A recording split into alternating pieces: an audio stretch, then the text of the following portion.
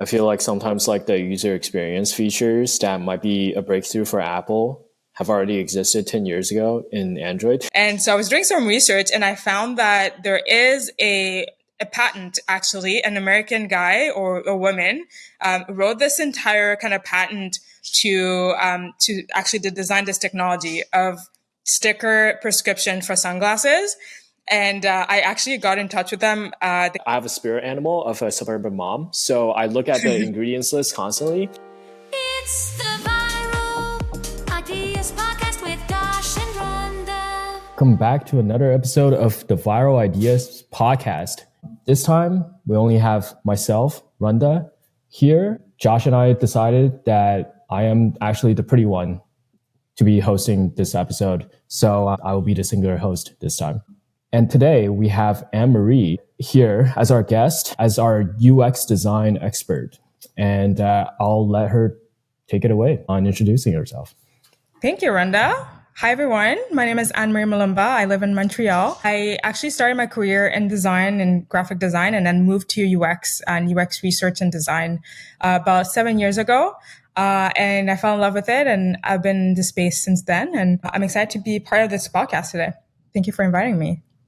Yeah, I see that we have some really interesting, awesome ideas that we have in store today. So I think the first idea is coming from Anne-Marie. So let's get going. Yeah, so the idea that I had in mind, I believe that was the pool party matching idea, or it would be an app, like a startup tech app. The idea was that today, from what I understand, there's also like a lot of issues in a dating space. People are having challenges meeting the right mate and securing a partner, right? And so they're using dating apps like Bumble and other ones. And some might not be as successful to actually go through that process and meet someone that they would like to spend their life with, or at least just date for now. And so I was thinking about an idea that would be more relevant in the summer than this time in the winter for people that want to meet others in a more casual way instead of kind of using technology and just using technology and then meeting in person. What if there's also a platform that allows people to meet each other through mutual friends at a pool party?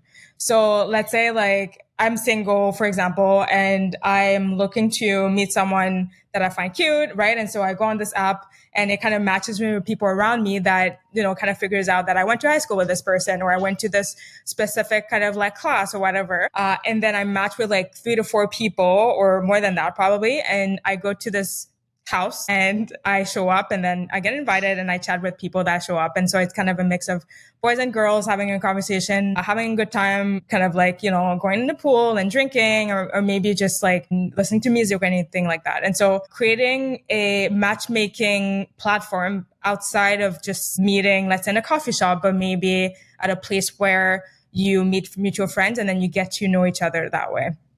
Yeah, what I really liked about this idea is I can see market traction already with like a similar case where it was this app called Thursday in the market where they mainly focused as the dating app that is not focused on being a dating app, but it's really just like going on a night out. But in the case of like a pool party, this might actually be getting more like loyal traction or getting the niche audience of like people who are specifically into pool parties during these seasonal times. And then, or like in geographic areas where it's typically closer to beaches in general. So that's probably what I would try to hone in on the targeting of this initial launch, which is just like major beaches in the Miami area or like California or certain areas in Austin, Texas, or something like that. And because like it's so specific,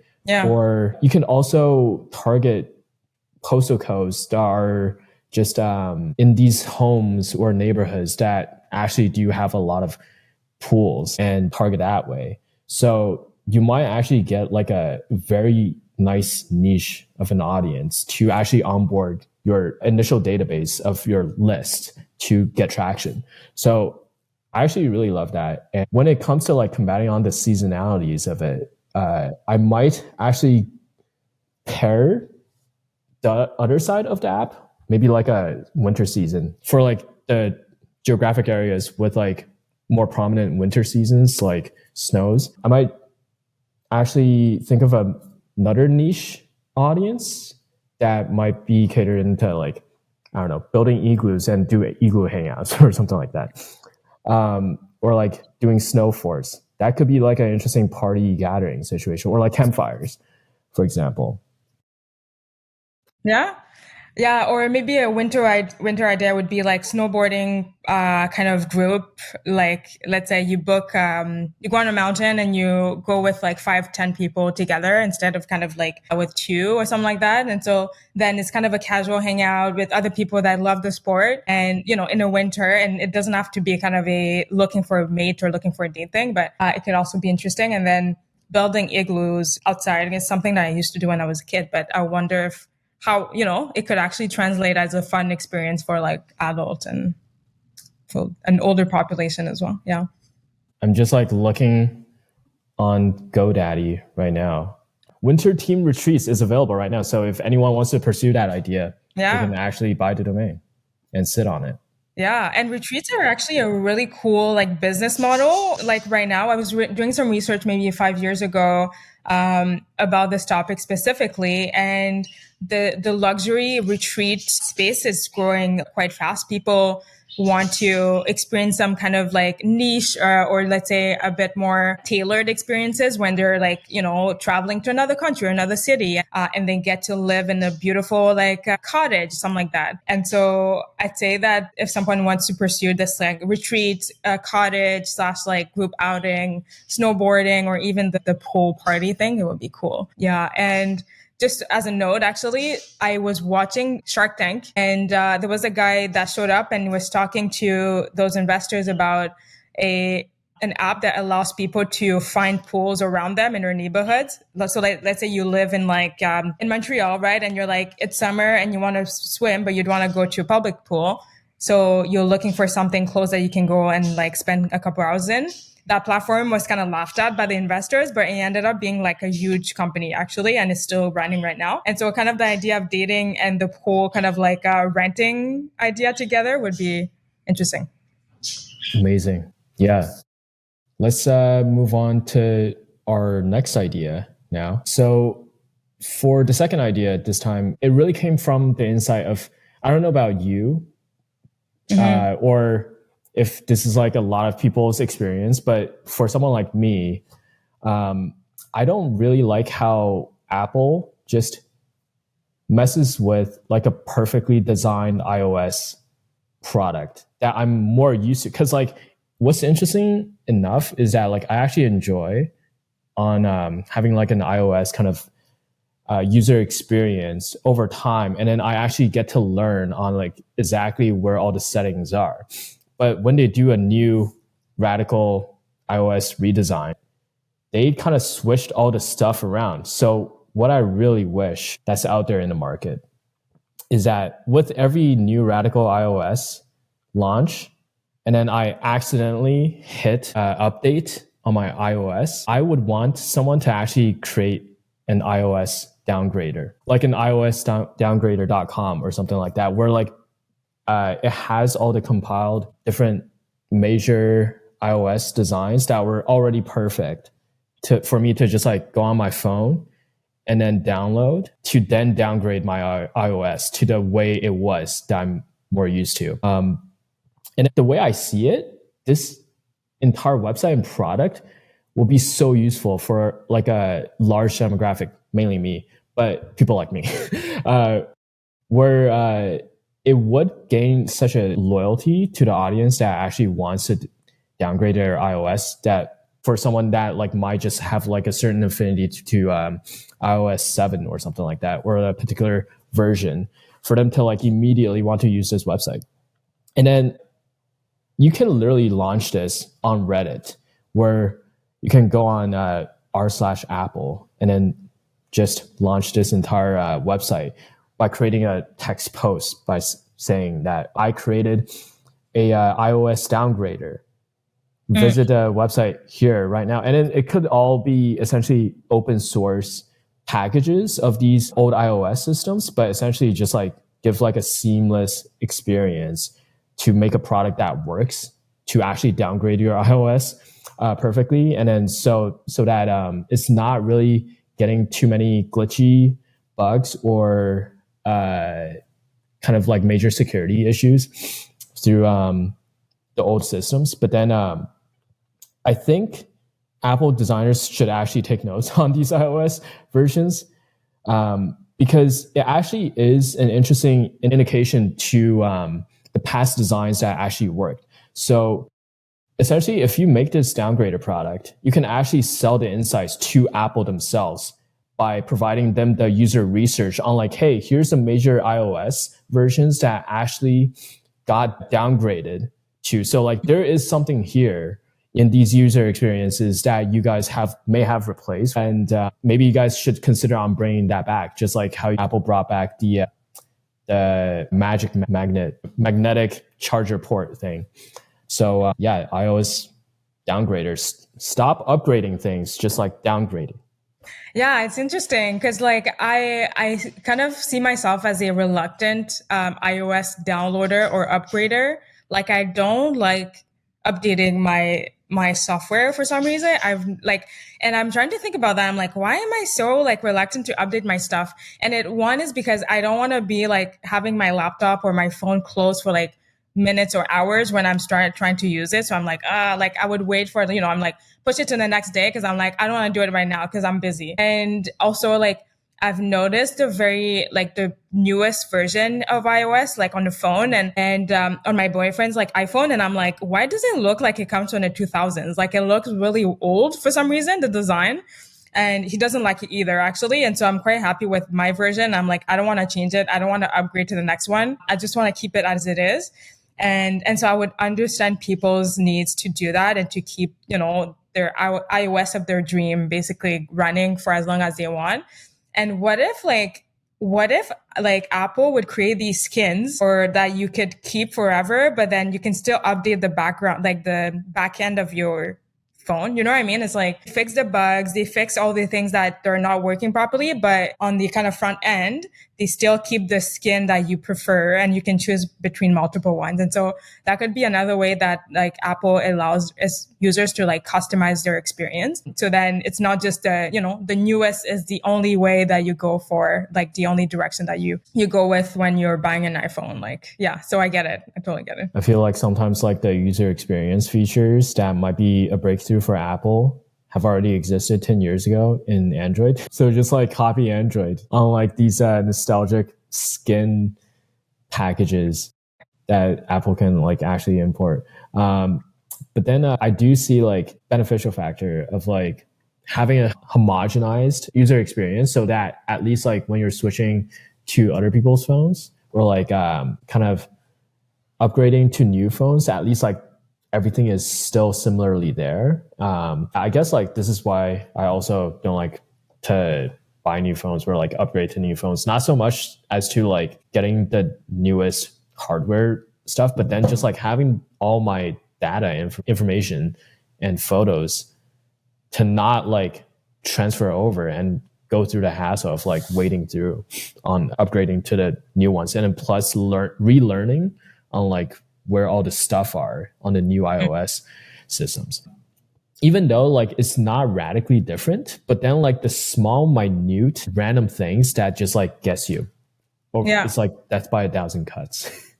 Yeah. And also like I notice on Google search sometimes, let's say you're searching a specific keyword and it switches let's say the kind of tabs that show up at the top, when it shows like images and videos and maps or whatever, like the tabs that are typically there. Let's say you search like, for example, what could be an example? Like snowstorm in Miami, and it was switched to like move the video at the forefront because I'm thinking they might assume that you might watch your video instead of kind of searching through the map or something else. That's the thing that I hate sometimes about like Google search when they switch it up and you're like, wait, like I thought the map was always in the same spot, but then they move it and I'm like, that's the part that really annoys me. And I'd say when it comes to like user experience, there's kind of a trade-off or kind of a balance between standardization and kind of creativity or newness. And so companies have to constantly kind of toggle in between the two of them to make sure that one, when they're standardizing and not just within the Apple ecosystem, but even with like Android phones and other kind of phones, Samsung, etc., Galaxy phones, that things are somehow always similar, because if you switch to another system, you want to feel like you can still navigate properly, right? But then there's also standardization kills creativity or kills creation or kind of thinking about something in a different way. But when it comes to technology, sometimes it's actually really good to just have things like set up exactly the same way as the another one, and maybe just a color change or something like that, because it creates trust in people and helps them navigate things easier, and kind of like, they're not going to be in panic or anxious when they're trying to find specific information or do an action or something like that. Yeah. Yeah, I think like I recently experienced that on like the most micro scale on Google Maps, where when I was just like staring at my Google Maps while going somewhere, I noticed that the blue tint is a little bit different. It's like skewing towards the green instead of like being like fully blue, that UI blue. And then I actually didn't mind that. I actually didn't mind the color change that way. They didn't even mention it, but everything was still laid out in the same places. It was just like a minor color tint change that I didn't. I mean, they might have like also changed out on some of the features on the app, but everything still being like laid out on roughly where they're supposed to be on the major features. I actually didn't mind that like minor change. But yeah, let's move on to the next idea now. Yeah. So my idea is, I'm thinking maybe some people might relate, or maybe I'm kind of like, by myself when it comes to this, but I did some research last week, and it seems like there's some folks asking those same questions on Reddit as me. So the idea is that if you're someone who has myopia, right, you don't see from afar, like you have to wear glasses in order to see things like clearly at a distance. If you're someone like me who wears these glasses, and you also don't like wearing lenses, like, put things in your eyes. What's the name of that thing that you kind of like put in your eye to like see better? Lens? Contacts? Contacts. Yeah, exactly. If you don't want to wear contacts because you're like, like you don't want to put something in your eyes, and it kind of dries your eye. And you try to wear sunglasses and see at the same time, because I have that issue all the time in the summer. I'm like trying to wear sunglasses, but I'm like, I can't see from afar. So I'm like, what do I wear? My own glasses, like eyeglasses, or sunglasses? So then I had this idea, and I was talking to some people about it. I was like, what if companies created these sticker to go behind your sunglasses, so then you can have your prescription without having to kind of like design prescription glasses at a specific kind of optical company, whatever. So then you can constantly switch between different sunglasses in the summer. So if you have 3 to 4 pairs, you can be like, okay, I'm going to stick like my prescription on this one, and maybe tomorrow wearing a different one, then you can stick it to the other one. So then it's a cheaper option. You don't have to kind of like, create those prescription sunglasses. You can switch it up between different pairs. And so then you don't have to wear contacts, and you don't have to get prescription sunglasses. And so I was doing some research, and I found that there is a patent, actually. An American guy or a woman wrote this entire kind of patent to actually design this technology of sticker prescription for sunglasses. And I actually got in touch with them. They haven't responded yet, so maybe they're ignoring me. Send them a message on Facebook to be like, hey, I saw that you wrote this patent XYZ number, and I was wondering if you actually commercialized it or you sold it to someone, or like, how that going. This would be the platform to get their attention, because we have 84 subscribers on our YouTube channel. So this is also a prompt for the viewer to subscribe right now. But also, one of those 84 subscribers must be in contact with the patent holder. So someone help us out on like reaching out to this patent holder that we'll put into the show notes. Yeah, we'll tell you later. I think his or her name is Sean. And so they wrote this like really detailed like patent, and like it's exactly the idea that I had. And so my goal is to figure out if, what happened to this, and if someone is going to like make it an actual thing, because I would be super excited to buy these things. And the fact is, it's like, a cheaper option. So then I'd say that it's probably going to be quite popular, in my opinion. The big, let's just hope that if a product like this gets out to the market, the big lens monopoly, Luxottica, doesn't try to shut this down. What if they buy this idea? Yeah, if they, if they're offering $100 billion. If someone in Luxottica is actually listening to the podcast and wants to either develop this idea or acquire this idea to then shelf it in their company because it's just too good of a benefit for the world that they would like to keep on retaining their prescription lens profits, they should contact us. And we'll potentially find this patent holder that we may or may not be able to license the patent to or acquire the patent to. But yeah, like I think this is huge. This is going to be a huge net benefit to the world, especially like to the market where there's so many clunky products out there where your prescription lenses that will turn into like a different shade over the sun to like help protect your eyes. But then like, I don't actually want my prescription lenses to actually turn into these different shades sometimes because it just like doesn't match your outfit sometimes. Yeah. You're talking about the eyeglasses that kind of like, change colors, adapt to like sunlight. I don't like those glasses. They look really weird. Like, yeah, anyways, I don't like them. There's like also magnetic kind of like slap-ons that you can do over your frames, and then they offer those things too. But then I feel like those are sometimes clunky to use too. Sometimes they flip up. They flip up or like are detachable. But then as like a consistent glasses wearer, I don't actually want to see the magnetic bits and then carry all these different lenses that pops on. It's just like another thing to break to me. But maybe like conversely though, like a lens to actually protect against UV rays, but then like is actually stick-onable on your prescription glasses might be the other inverse way to like navigate across from the existing slap-on prescription lens. Yeah.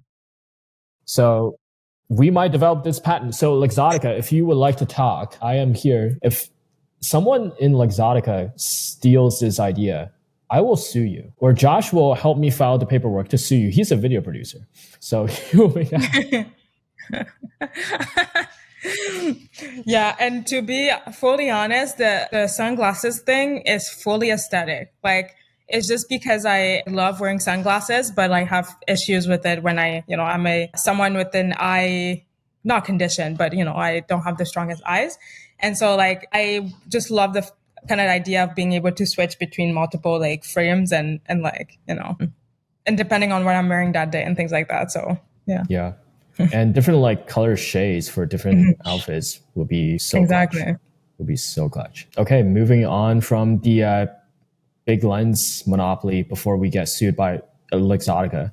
I guess like we gave them enough free shout out for now. Yeah. It's not like they need it. But moving on to our fourth idea. So let me just like pitch you this entire thing. Are you tired when you're walking down the store aisle, or maybe you're on Amazon.com and just like faced with like a massive endless amount of options? Like, especially when you're just like looking for maybe like the best kind of chocolate bar or something, or maybe you're reaching for those kind of different cereal brands. Your instinct, I don't know about you, but I have a spirit animal of a suburban mom. So I look at the ingredients list constantly. Yeah. And with like all the just random stuff that's in the ingredients list, like the hydrogenated oils and all these like chemicals that I don't know how to pronounce, and red 40 and all those stuff that I have to look out for. Someone should just make a series of a tier list website that just like conglomerates all these commodified products in the grocery store that are just like consumer facing products, and just create blank tierlist.com. And I tested this. Something like chocolatetierlist.com is totally available for you to buy right now. So imagine just like a website in that tier list format with like S tier chocolates, which is like the best of the best that you can freely get across major metropolitan areas. And then you have the A tier list that are just like still good, still pretty good, probably like better than 80% of the chocolate brands out there, but then like not really like the best. So and then you can progressively make these like tier list type of rankings for these different products. Maybe like you manage it with like dedicated blog curator to actively manage this tier list in whether if it's like in blog style or in these SEO style.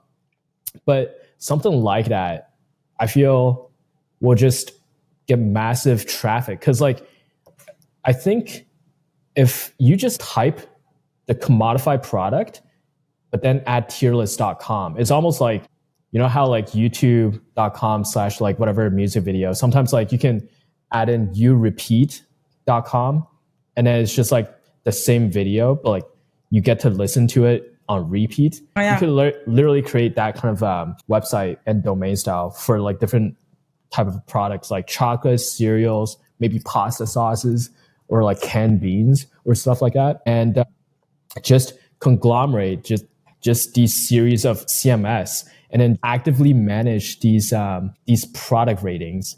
And then I would probably use a combo of like AI by getting these like Reddit reviews. I might not actually be consuming any of these products, but I might just like use a series of mix of Reddit reviews or YouTube and online reviews of these product ratings to just get a general sense of like what is the best product out there and based on their ingredients list. And then you can probably like easily create these rating rankings with AI and probably like even more cheaper with DeepSeek now, where you can easily manage these lists and then probably train someone virtually as well to manage these lists. And then once you get enough traffic, maybe like, I don't know, 10,000 monthly active users on just like having that website traffic to actually look at the list, you can then create a decent bit of affiliates and partnerships play where once one of these tier list websites pop off, and then because of one tier list website pops off, you can then create like a navigation system of like, you visited this is chocolatierlist.com, but on the top navigation, you can say, oh, there's canned beans tierlist.com, cereal tierlist.com, and all these different kind of databases. You can like use the same traction to get into all the other categories of commodified products. Then like if one website domain pop off, then it essentially gets shared traffic.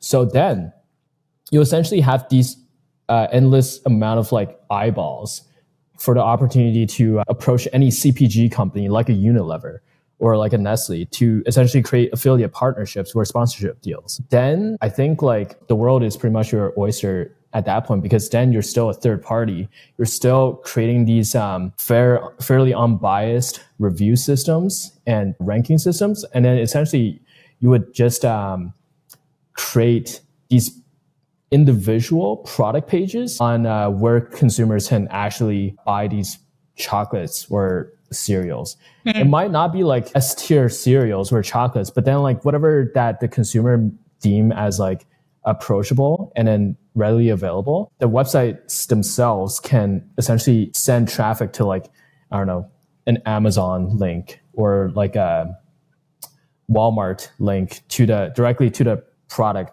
for the consumers to then get the online delivery of these products. And then I think like that in itself is essentially what brands typically want to do deals with. Because then whether if it's like sponsored banner ads on the website or like anything that's like not really messing with like how unbiased the reviews are, it's still enough attention for these Unilevers or Kraft Heinz to essentially latch onto. Interesting. The single product pages with, like not meatloaf, but like corned beef.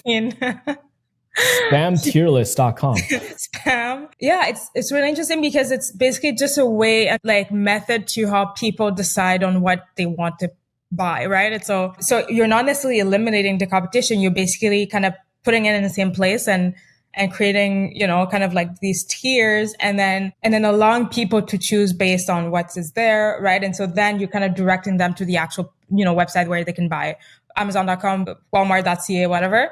And I like this idea. And then it made me think of one of my problems, which is that I'm East African and I grew up there. I came here when I was 6 years old and I went back in 2021.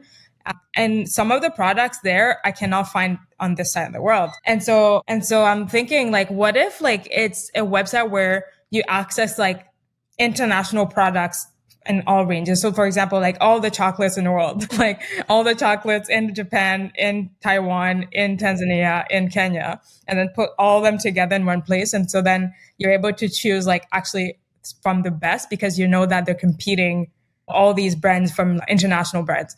That's actually a really interesting spin-off business Yeah. that you can create with the tier list website, is that you're indirectly an products importer. You're a chocolates or like food importer. Yeah, that's actually an interesting way to like launch that kind of business as well. Yeah. Yeah. So then I'm able to like, go on a website and order something on the other side of the world that, I cannot get here. And then I get it under like a week or so, like 5 days, and like they ship it here. Yeah, it's interesting. I wonder how that could, that would kind of like, kind of happen in real life. And I would see companies actually wanting that kind of attention, because you're basically kind of bringing a lot of people in one place, and then you kind of funnel in different directions so that they can buy in other platforms. I feel like someone can easily make that website for ramen. There are like so many different ramen brands that are available throughout the world. Every country has like their own different versions of ramen, and it's such an approachable food that it's probably going to get enough. It's not just Asian countries, but you can essentially get kind of like ramen around the world, but then like ranked in the tier list, but then also essentially get the attention of your own importing and exporting business to provide D2C shipping to customers. If you have like, you could literally just like keep the product in your home or like in a garage or something like that. But then you could, if you want to make it legit, you can rent out like a warehouse or like a storage space to essentially store these products before you ship them out. Before I thought it was interesting with the affiliates thing, but then I think that is a pretty valid way of launching an import-export business. Yeah.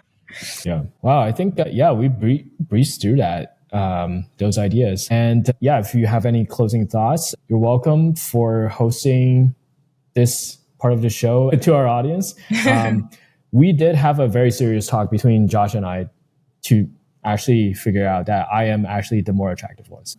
If anyone has any questions, I'll let you take it away, Anne-Marie, on like figuring out whatever you want to get that call to action, or any links that you would like to share with people. Yeah. So I have a company called Wabella Studio. We are a design and user experience agency. We do strategy work. We do brand strategy. We design logos and visual identities as well as websites. And we help companies basically do better when it comes to understanding their customers and their users, and really focus on, what their business goals are, and then kind of like understanding their data and taking that data and changing their strategy so that they can get more engagement, they can increase their conversion and reduce their drop off or any other metric that they really are focusing on. So this is our website, customer experience. And so you can feel free to visit the website and take a look at it, and you can book a chat with me. Actually, I do like 15-minute chats sometimes with founders or people that are interested in the field of UX. And we also have a store where we sell a few things. We design some user experience products to help teams and companies do that strategy work, where they can brainstorm and really focus on improving the experience in their platforms, in their software or app, or even on their website. And so you can take a look at some of the things that we have on the site here that are both physical and digital products. This is the site with like digital products and physical ones as well, and depending on like what you need right now. And so these are, some of them are bundles where you can get like a full package of let's say UX onboarding, optimization, as well as increasing the success of your UX. And feel free to visit it if you're interested in understanding how to actually implement UX in your products, as well as lead those kind of strategy calls with your team members as well. Yeah. And that 15-minute or 30-minute strategy calls in this economy with Anne-Marie, oof, that's a steal of an offer. So if you are actually leading a team of building digital products or even physical products, I would probably book that strategy call. Yeah. Would love to have a chat with y'all. 100%. All right. Amazing. Well, I guess we're ending off the episode over here. So if you would like to guest on the podcast, we have a form somewhere. Yeah. It's somewhere. I don't know where, but it is there. So if there are anyone that has interesting content or marketing or startup ideas that they would like to share for free, Josh blew all the budget to get some plastic surgery. So that's all the budget that we had for a year, and we just blew it. You can just like offer your expertise and interesting ideas. All we're looking for is just interesting ideas. So if anyone would like to come on the podcast, feel free. If not, well, we'll just leave it here as the end of the episode. Bye-bye. Yeah. Bye, guys. All right.